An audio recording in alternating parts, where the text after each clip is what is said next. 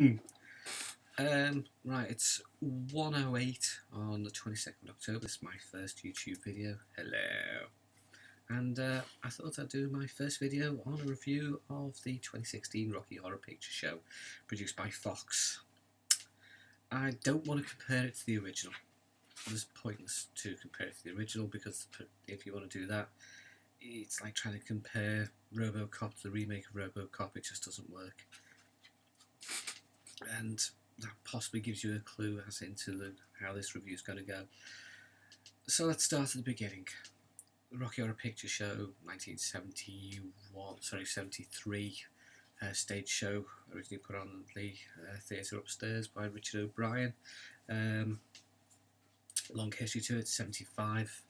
Fox produces the first movie version of it. It doesn't make a huge amount of money, but then it gets a cult following and starts playing at midnight theatres where people get up on the stage and act the parts and sing along and throw stuff at the screen, and yeah, it's a really good thing. The stage show has been going for years. It's gone right the way around the world. Now, personally, I've seen it over 200 odd times. The movie I've seen over 3,000 times. When I was a kid, back at school, I used to have C90s just filled with versions of the Time Warp and Sweet Transvestite, and that covered a whole pile of different versions, remixes, you name it, I had it. I had versions in Norwegian, Scandinavian, I had rap versions, punk versions. I just had versions upon versions upon versions. So to say I know the Rocky Horror Show, yeah, it's a bit of an understatement. So let's go on to the remake. We'll start with the positives, because there were positives. Brad was a very good version of Brad. The guy who played him was good. A bit stilted, a bit static, but then he played 1950s guy, and you could see his slow, gentle descent into Frank's world of sex and giving yourself over to it. And it was an interesting descent to watch. And that's it. That's the good parts for the actual main cast. Janet was dull. She's very stilted. She gets sexualized extremely quickly. Yeah. Riff Raff was about as creepy as a mobile phone. Not at all. No sort of air of, I'm actually the brains behind this whole game. The idea of Riff Raff was completely lost. Columbia sounded like she was stoned. It could just have been a sort of New York, Boston accent, but it was awful. Columbia's supposed to be peppy and bright and a cheerleader. The only time you'd ever get a cheer out of this Columbia is when, quite frankly, she's getting off with Eddie.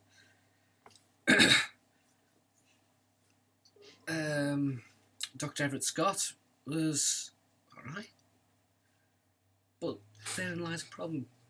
There's a problem with the whole movie, and that is taming of what the original material was. Now, the original material was groundbreaking. It still is groundbreaking in a lot of senses. It's about being who you are, being what you are, and not being ashamed to be it. You know, it doesn't matter where I ever go in the world, I'm a Scouser, and I'm proud to be a Scouser. I never dumb that down for anybody. But here, Dr. Scott changes. He's gone from Dr. Everett Von Scott to Dr. Scott, and that loses part of who he is. The whole idea of Dr. Von Scott is he was a former Nazi or a former German of some description. But that's gone. And that doesn't make sense. The seduction of Brad and Janet by Frank, okay, it was done slightly differently, but the original and all the stage versions, even the 2015 version that was broadcast around the world, which I think is possibly one of the finest versions of the Rocky Horror I've ever had the pleasure to see, that was great. Those versions were fantastic, but this one, yeah, you could watch it with your grandma and not get embarrassed in the slightest. I mean, you might actually get more embarrassed looking at slightly rude carrots and turnips and cauliflower, any sort of vegetable matter, yeah, that's possibly going to be more embarrassing than watching that. It was done too quickly. It was done without any sort of sex. It was by the numbers. It was dull.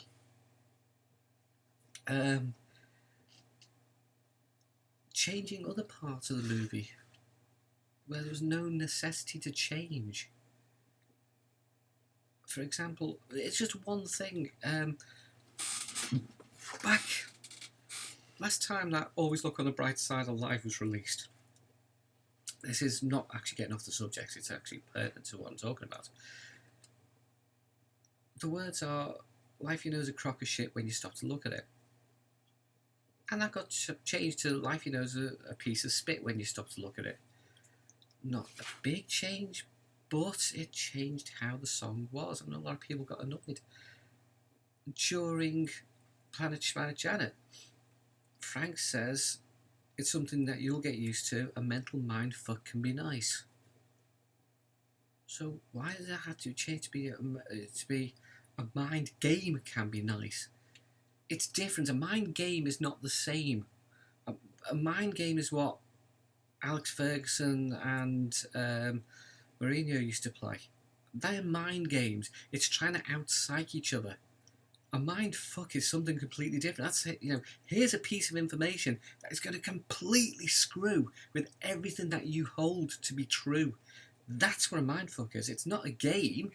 It's something that's going to totally skew and change your perspective by completely and radically changing what you're talking and what you're thinking about. One word change changes the whole dynamic of that part of the song. Now let's have a look at the songs. Now the songs range from absolutely brilliant, and the version of Science Fiction Double Feature has to go down as possibly one of the finest I've ever heard. Is it better than the original? Is it better than 2015? Is it better than the other ones I've seen? In some respects, yes. I enjoyed the way that it was brought up, and I love that woman's voice. She's great. I would love to see her on stage performing that song and being the usherette. But then let's have a look at the rest of them. Damn It Janet. It's okay. It doesn't feel right because the script and other versions all have Brad and Janet around a church. In this one, they're prancing around a graveyard. And what's with a casket coming out of the church just after Betty Monroe and Ralph Hapschatt have been married? It's not the sort of thing you have. The song was okay. It was broken towards the end, but, sometimes you have to do these sort of things. Over at the Frankenstein place, yeah, there was a missed opportunity there. The stage version and the proper musical script has a middle verse. It goes, I can see the flag, I can see the rain, just the same. There's got to be something better here for you and me, sung by Brad. Now, the original movie didn't have it in, and this version didn't have it in, and really, they could have put this in without any real problems. It actually adds, I think, a fair bit to the movie. Sorry, a fair bit to the actual overall play. Should it be in the movie? I think it should. We then start and see the narrator, Tim Curry. Now, Tim Curry is the guy who played Frankenfurter in the original, and I've only ever seen two people who can hold a light to Tim Curry's performance of Frank. The chap who played it in the 2015 one that was broadcast around the world, and the vicar. Yes, many moons ago, I saw a performance of the Rocky Horror Show in some little theatre or other than South Wales, I think it was, and two of the cast, it was Frank and Columbia, I think it was, they'd come down with food poisoning or they started knocking heels together. I don't know what the hell it was, but they had to draft somebody in. The only people they could find was some little old lady and the priest from the village. and they had 2 days to get into character. And it was a fantastic Frank. It really was good. Alright, she wasn't that amazing as Columbia, but then what do you expect? She was 60 odd if she was a day. So, the Time Warp. I've heard some atrocious versions. Let's look at it. Let's think about it. There was a version back in the early 2000s, I think it was, when there was a sort of resurgence of the Rocky Horror Show that never went away, but it was awful. Nicholas Parsons was on it. Then we had the really poor one by Damien. Now, Damien was a one-hit wonder. I think it's a bit disingenuous. I think he had 2 hits. He released the Time Warp 4 or 5 times before PWL remixed it, and it became an instant #1. And it's generally frowned upon to listen to that version of Rocky Horror Community. It's not a good version. It's too high energy. He followed it up with Wigwam Bam, and he still tours, apparently, doing those 2 songs. Very big in the gay community. I've never seen him live. I don't particularly want to see him live. But, you know, people got to hear that. There was the Glee version. Yeah. And then there was this version. Possibly the most lifeless, soulless, boring piece of tawdry garbage I've ever had the misfortune to hear. Whoever cast this movie needs their head examining or taken out and shooting. I don't care which. Riff Raff in this is poor. Very poor. He has no air of mystery. He's not particularly amazing singer. He doesn't have any sort of gravitas about his character. He's just poorly cast. I think Richard O'Brien, the guy behind the Rocky Horror Show, his comment about it being poorly thought out and poorly cast is perfect in a lot of instances here. The Time Warp plays out. It couldn't be over quick enough for me. And then we get onto Sweet Transvestite. Sweet Transvestite, as you may or may not know, introduces Frank. It is a very powerful song. It is a very sexy song. Here, you find more sex in a wet weekend in Bognor. Now, Laverne Cox is an amazing actress. Her work for the LGBT community is beyond reproach.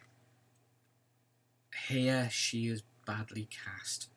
She tries to be Tim Curry. She tries the accent and fails. She tries to inject sex into the character and fails. She tries on so many different ways to be how Richard O'Brien envisaged Frank to be and fails. Her singing voice is poor, to say the least. Now, this mightn't be Laverne Cox. This might just be that it was in the wrong key for her. Whatever it was, it shows a massive lack of thought on the part of Fox when they were producing this. Bring it down. Sing it down by half an octave, and that would have probably made it sound better. But as it is, it was too high. She was strangling notes. Yak. Now, part of Sweet Transvestite's power is at the end. And there are certain parts in that song, such as where Frank throws the glass at a wall, where he just cuts people off, where he pushes Brad and Janet out of the way so that he can walk backwards to face camera. These are all powerful parts of Frank's character. It's a case of, get out my way, I'm in charge, move. Everybody else is my bitch, you get out the way. And at the end, Frank has everybody waiting. He goes, I see you shiver with anticipation. And there's the pause, and the pause, and the pause, and it's patient. And it's delivered beautifully. Now, at that point, Frank moves away to go into the elevator, into the lift, to go up to his lab. That's a very pivotal moment. Yeah, he just walks away. Sorry, Laverne Cox, she just walks away. And you're thinking, what an anticlimax to a really powerful song. It's, again, wasted opportunity. It's, again, poor design, poor thinking, poor casting, I don't know. So then we're up into the lab, and the lab is incredibly important. Again, there's a bit of a change. When Frank is talking to the conventionists in the movie and in every other version, they clap and they cheer. Here they click like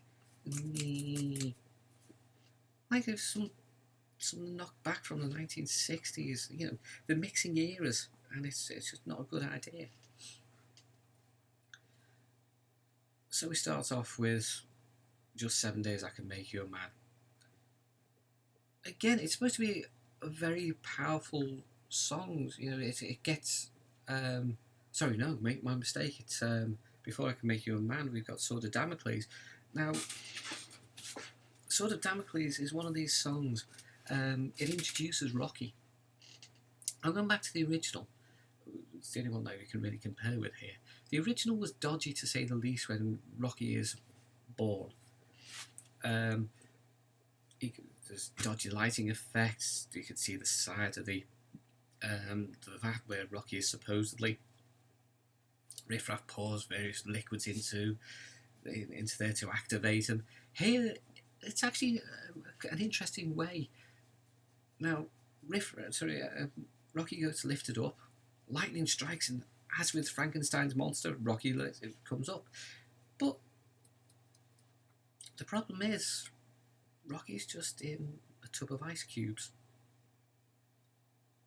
And Rocky himself is not that good.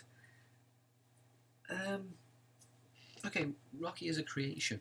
He has half of Eddie's brain. But the song is supposed to be, you know, birth and life and all the rest of it. And you know, he's a bit frightened of going round, but here it's just not good. It was stilted, it was static, it was I'm a robot. No, it's not a good idea. But then Just 7 Days I Can Make You a Man, my mistake. Again, it's supposed to be Frank giving the reasons behind it, and they kept with the original film version of the lyrics. It's fair enough.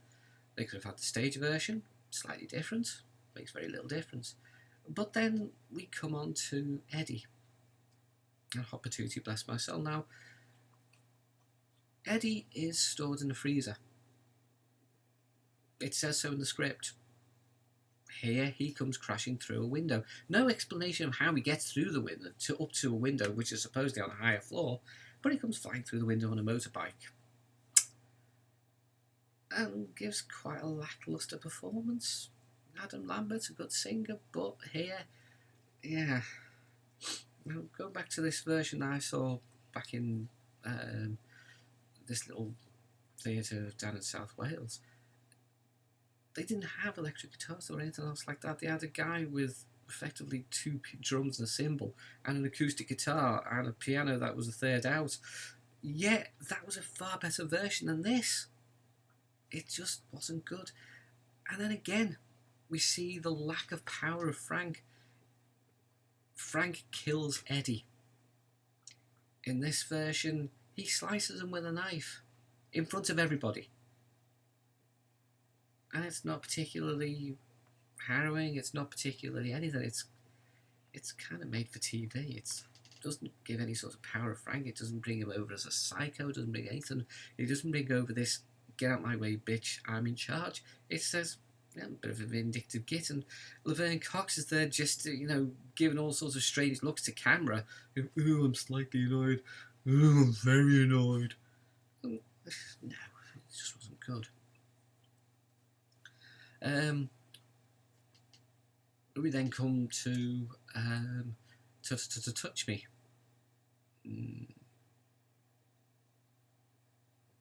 Yeah. Now, Touch Me is supposed to be in the lab. It's in the lab because the lab is Rocky's birthplace, and the whole idea was symbolism of Rocky's birthplace and Rocky popping his cherry to a woman from the, you're basing on the original script. Frank was a guy in the original.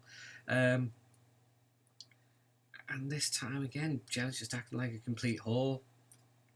And yeah, it just wasn't particularly amazing because from one moment they're in the lab, the next minute they're in the bed.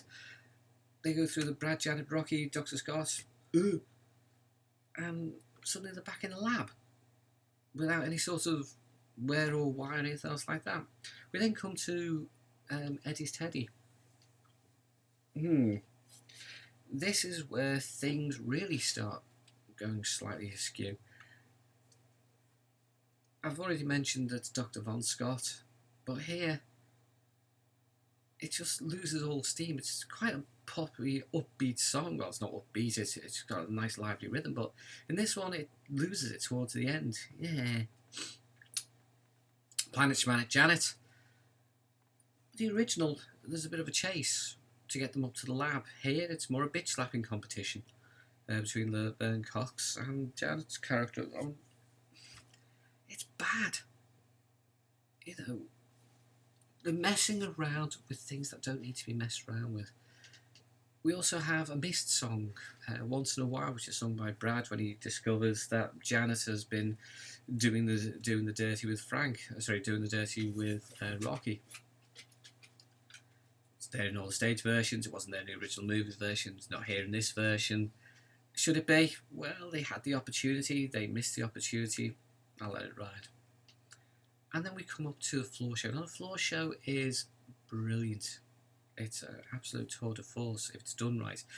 And Rose Tint My World, I will give it its dues, was extremely well done. It was sexy, it was fun. It showed that they had changed from being the bags of starch that they were to being these sexually liberated characters, all of them. And Laverne Cox, Frankenfurter, shows up and they all jump in the pool. And this is where we have a problem. Now, when you jump in a pool, you get very wet. Now, I go scuba diving, and if I jump in a pool, if I go swimming, then I get out and I am sopping wet. These all jump into the pool, have a bit of the orgy, and they come out completely dry. Yeah. Which then goes on to I'm Going Home. Now, I'm Going Home shows a number of things. It shows that Frank really isn't all there. He has got some serious issues going on. He believes that there's a whole theatre of people there, in the movie version at least. And here, but he's always sad. Does he want to go home? Does he want to leave all this fun and games and sexual liberation alone? Has he done what he set out to be? And to do what he's going to do? In this version, Laverne Cox smiles. And smiles and smiles. And yes, I'm going home from the day I left away. Yeah, no, that doesn't happen. We then have superheroes. But before superheroes, we have the line that Riff Raff is about to beam the whole castle back to transsexual Transylvania. And that everyone should go. And as they're going, they leave the house, castle, and in this case it's the cinema, which is also a castle, which is a cinema, which is still a castle. I don't understand that. And as soon as it takes off, it thrusts everybody to the ground. But here, they sing superheroes and then wander off. House lays up and, oh yeah, bloody castle's being beamed back to the Transylvania. Yeah, lots of wind, lots of... Oh, let's just walk off. But then we come to possibly the highlight of the endings, and that's Tim Curry. Now, Tim Curry a while ago had a stroke, and it's left him paralysed partially in the face, and he can't walk properly, and his voice is just not quite right yet. Here, at the end, he sings, and that's beautiful to hear. He's got a great voice, Tim Curry, and even despite the paralysis in his face and everything else, he still sings, and it's good. So that's the songs. A mixed bag. one or two good points, but the rest, yeah, not good. Let's think about it logically. In popular culture, we've had a couple of televised versions of the Rocky Horror Show. Um, there's the version that was in 2006, that was for Amnesty. The 2015 one, obviously, that was done again for Amnesty and broadcast around the world. We've had Glee. And where would I place this in comparison? Well, it's 2006 one had its moments of bad. It really did have some poor moments. Toy Wilcox forgetting the words to the time, yes, to the time warp. Yeah, it was. That was quite embarrassing, but still, it wasn't bad. Now, is it better than the version that Glee did? Well, let's put this into context. Given the choice of watching Glee or watching the remake of RoboCop or the remake of Total Recall, give me RoboCop and Total Recall every day of the week. In fact, given the choice of watching Jose Mourinho's Man United playing absolutely anybody, especially when they played Liverpool, versus watching Glee, I'll take the Man United Liverpool game. Glee was better than this version for a large number of the songs, and that's saying something. A few other things that they did, which again didn't need to be done. Now, the Rocky Horror Show was a stage show. It then was made into a film. The film has a crossover for late night performances, but that's about it. Here, they've tried to mix it. So 1 minute you're on stage, the next minute you're in the film, the next minute you're in the theatre, or the cinema. And they try and keep mixing it, and it just ends up as a confused mess. It was not required. It also felt like it was shorter than the original. I don't know if it is shorter than the original, but it felt... The original movie version tends to drag after the reprise of Just 7 Days I Can Make You a Man. Right up to the floor show, it just seems to be that little bit too long. Whether or not that was just pacing by Richard O'Brien and the original producers, I don't know. But this one, it felt more like how Doctor Who does things. Now, if you think about the old Doctor Who's, you would have a classic like Tomb of the Cybermen, 4 episodes of Pat Troughton. If that was done now, that would be 1 episode tops with possibly a little bit of padding. People like things to keep moving and keep moving and keep moving, and to do that you've got to cut bits out. It might be a plot point, it might be something that's not especially important, but it helps develop character. I don't know. This just felt like it'd been rushed. So, summary, because this is now 28 minutes 20 seconds and I don't want it to be going on for much longer than this. Was it good? Is it worth watching? Well, if like me you like the Rocky Horror Show, give it a shot. I wouldn't say you're going to enjoy yourself. I'm not going to say that you'll be rolling in the aisles. I seriously can't understand the amount of praise that this has been given across the media. I don't know whether Fox has been paying people or they're just shills. I really don't know. It wasn't that good. It's a Sunday afternoon matinee movie, if anything. So yeah, if you like the Rocky Horror Show, watch it. Do you no harm. You can see it as a example of how not to do something. If you've never seen the Rocky Horror Show, don't watch it. Seriously, don't. It's not good. Dig out the 1975 original. Doesn't matter if it's the god-awful one that they made into stereo. Watch the original. Go and see it on the movie. Go and see it at the theatre. Get the proper experience. Then double back and watch it if you have to. If you've got an hour and 40 minutes to spare, find cat videos on YouTube. Probably going to enjoy it slightly more. That, or get a couple of good bottles of beer, sit down, read a book. Choice is yours. I've watched it. I've reviewed it. Yeah. Fox, it's not broken. Don't fix it. End of my review and my first YouTube video. Thanks very much for watching. If you like it, subscribe. I believe there's buttons down here. I don't know if it's down here or down there. Whatever. there's going to be more videos. Don't know when I'm going to do the next one. Don't know what the next one's on. It could be doing software development. It could be another movie review. It could be, I don't know, drinking coffee. I mean, it could be anything. That's the nice thing about YouTube. Otherwise, have fun. I shall talk to you all later. Adios.